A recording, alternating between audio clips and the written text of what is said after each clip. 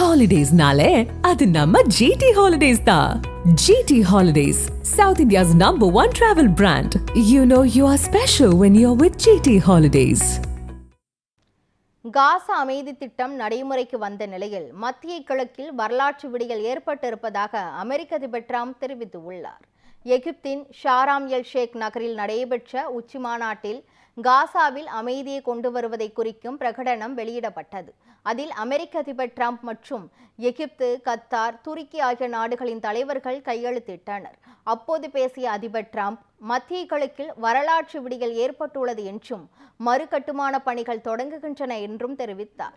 காசா சண்டை நிறுத்த ஒப்பந்தம் ஏற்பட பங்காற்றிய பிராந்திய நாடுகளின் தலைவர்களையும் ட்ரம்ப் பாராட்டினார்.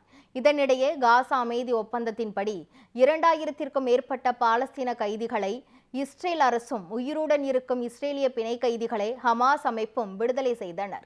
இதனை இஸ்ரேலியர்களும் பாலஸ்தீனர்களும் கொண்டாடி மகிழ்ந்தனர். இஸ்ரேலியர்கள் மற்றும் பாலஸ்தீனர்களின் பிரிந்த உறவுகள் ஒன்று கூடிய போது ஆனந்த கண்ணீர் வடித்து நிகழ்ச்சியை வெளிப்படுத்தினர்.